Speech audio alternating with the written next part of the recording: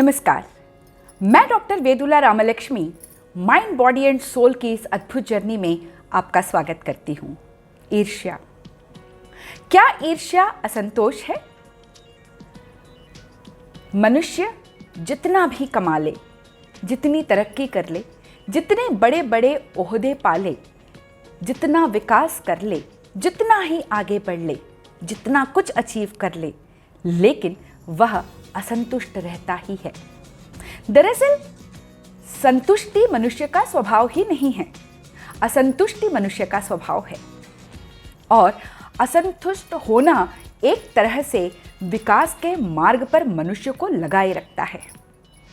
यदि असंतोष नहीं होगा तो हर दिन नए नए आविष्कार नहीं होंगे। अगर असंतोष नहीं होगा तो नित्य नई कलाकृतियां नहीं बनेगी। अगर असंतोष नहीं होगा तो मनुष्य विकास के मार्ग पर आगे बढ़ेगा ही नहीं। असंतोष है तो मनुष्य विकास कर रहा है। यदि वह संतुष्ट हो जाए तो वह अपने लक्ष्य, अपनी स्थिति और अपने विकास सभी के साथ समझौता कर लेगा। इसीलिए असंतुष्ट होना मनुष्य का स्वभाव है और वह विकास करता रहता है क्योंकि वह असंतुष्ट होता है। अपने विकास से संतुष्ट होना तो ठीक है, पर दूसरों के विकास के प्रति असहिष्णु होना ही ईर्ष्या है। परेशानी असंतोष से नहीं है, परेशानी ईर्ष्या से है। कई बार तो ऐसा होता है कि जिस वस्तु का हमने स्वप्न तक नहीं देखा, उस वस्तु को किसी और व्यक्ति के पास देखकर हमें ईर्ष्या होने लगती है। मैं कभी गा नहीं सकती, लेकिन यदि मेरे किसी सहयोगी, मित्र या सहकर्मी को बहुत अच्छा गायन करते हुए देखती हूँ तो मुझ में ईर्ष्या का जन्म होता ही है। दरअसल ईर्ष्या किसी वस्तु की उपलब्धि नहीं है, बल्कि सामने वाले व्यक्ति की खुशियां होती हैं। यदि सामने वाला व्यक्ति अपने अचीवमेंट्स में खुश है तो वो हमारी ईर्ष्या का कारण बन ही जाता है, क्योंकि ईर्ष्यालु व्यक्ति दरअसल किसी भी व्यक्ति की तरक्की को देखकर खुश हो ही नहीं सकता। अब उसके मन में हमेशा यही विचार आते रहते हैं कि किस प्रकार से उसे नीचे गिराया जाए, उसे नीचा दिखाया जाए। जीवन अच्छी तरह से चल रहा है, उपलब्धियों पर उपलब्धियां मिल रही हैं। हर प्रकार की खुशी एवं संतोष जीवन में भर रहा है।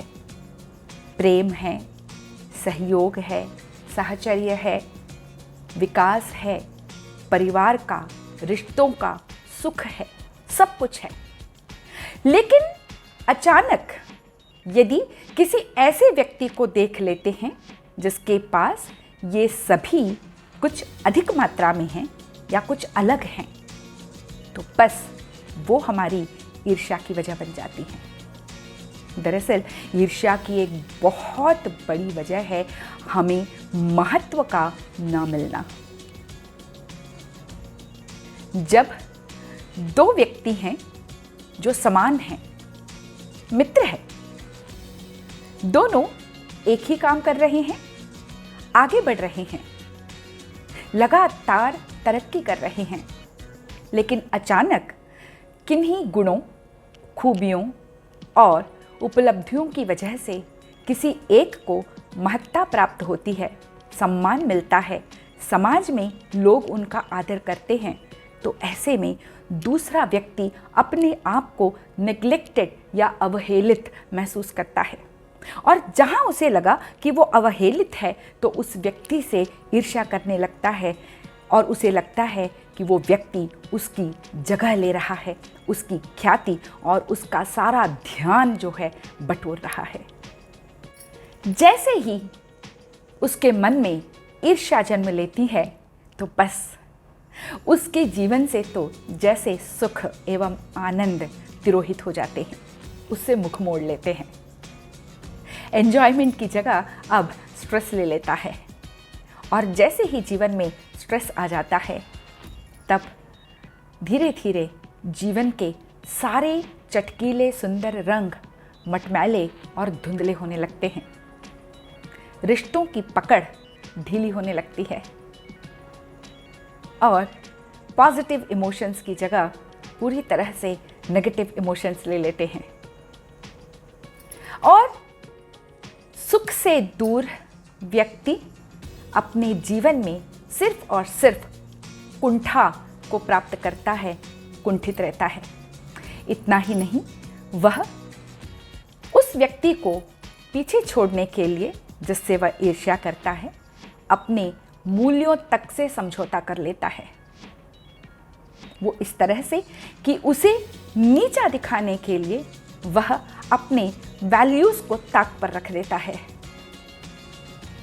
इंसान की पहचान उसके मूल्य होते हैं, और यदि मूल्यों से समझौता कर लिया जाए तो स्वाभाविक सी बात है कि इंसान का संपूर्ण व्यक्तित्व ही बदल जाता है।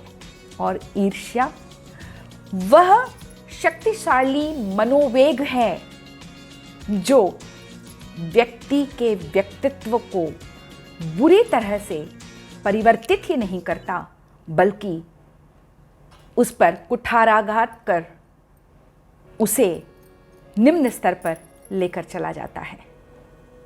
ईर्ष्या से अगर बचना हो तो ईर्ष्या की जड़ को समझना बहुत ही ज़्यादा आवश्यक है कि आखिरकार ईर्ष्या का जन्म होता क्यों है। यह एक सामान्य सा मनोवेग है जो हर एक व्यक्ति में होता है, लेकिन हाँ, जब इसका प्रवाह बहुत तीव्र हो जाता है या बहुत वेग के साथ निकलता है, अभिव्यक्त होता है, तब यह व्यक्ति के व्यक्तित्व को पूरी तरह से झंझोड़ कर रख देता है। दरअसल ईर्ष्या दूसरों की खुशी से होती है। दूसरे व्यक्ति में कितने गुण हैं, वह कितना गुणवान है, इससे फर्क नहीं पड़ता। यदि वह खुश है तो वो हमारी ईर्ष्या की वजह बन जाता है। जैसे कि हम जानते हैं कि हमारा महत्व कम हो तो ईर्ष्या होती ही है। इस प्रकार से अगर बारीकी से देखें और समझें तो ईर्ष्या कुछ और नहीं बल्कि हमारे भीतर आत्मविश्वास के न होने का प्रमाण पत्र है या प्रमाण है। ईर्ष्यालु व्यक्ति बार बार अपने कुचले हुए आत्मविश्वास का प्रदर्शन करता ही रहता है, और ईर्ष्या एक मानसिक दुर्बलता है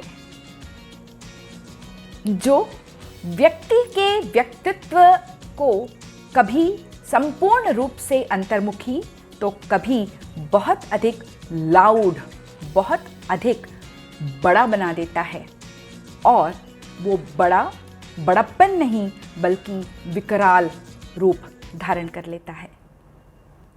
हम सभी मनुष्य उस विधाता की सुंदर कलाकृतियां हैं जो अपनी अपनी विशेषताओं के साथ विशिष्ट हैं, अलग हैं। फिर भी हम एक दूसरे के साथ तुलना करते हैं और ईर्ष्या का शिकार बन जाते हैं। आखिरकार इस ईर्ष्या से बचे कैसे? इस ईर्ष्या से बचने का एक कारगर तरीका है एक्सेप्टेंस, स्वीकार। जब हम किसी की तरक्की को, किसी की उपलब्धियों को स्वीकार नहीं कर पाते हैं, तब ईर्ष्या का जन्म होता है। लेकिन वहीं यदि हम उस व्यक्ति की उपलब्धियों को, उस व्यक्ति की खूबियों को स्वीकार कर लें तो वो व्यक्ति ईर्ष्या का कारण नहीं बल्कि प्रेरणा का कारण बन जाता है। एक्सेप्टेंस ईर्ष्या को प्रेरणा में परिवर्तित करने की क्षमता रखता है। तो इसीलिए एक्सेप्ट करना बहुत आवश्यक है जीवन में। और साथ ही अपने विकास के साथ साथ यदि हम दूसरों के विकास के लिए प्रयत्नशील हो जाते हैं तो ईर्ष्या अपने आप हमें छोड़कर चली जाएगी। ईर्ष्या तो तब होती है ना जब हम दूसरों का विकास देख नहीं सकते, बर्दाश्त नहीं कर सकते, असहिष्णु हो जाते हैं। यदि हम दूसरों के विकास के लिए प्रयत्नशील हो जाएं, दूसरों के विकास में अपना योगदान देने लगें, तो ऐसे में ईर्ष्या हो ही नहीं सकती। अन्य मनोभावों की तरह ईर्ष्या का भी दमन करना, उसे सप्रेस करना ठीक नहीं है। उसे हमें एक सुंदर रूप देना होगा। यदि किसी व्यक्ति से ईर्ष्या है, उसकी उपलब्धियों से ईर्ष्या है, तो हमें ये जानना ज़रूरी है कि उन उपलब्धियों को प्राप्त करने के लिए हमें अपना विकास किस तरह से करना चाहिए। और साथ ही अपने भीतर के गुणों को पहचानना, अपने खूबियों को तलाशना एवं उन्हें तराशना उतना ही आवश्यक है, ताकि ईर्ष्या हमारे भीतर कभी भी घर न कर सके। दूसरों को छोटा बनाकर हम बड़े नहीं बन सकते हैं, बल्कि उनके साथ चलकर हम अपने आप को प्रमाणित कर सकते हैं, अपनी खूबियों को प्रमाणित कर सकते हैं, ईर्ष्या से छूट सकते हैं।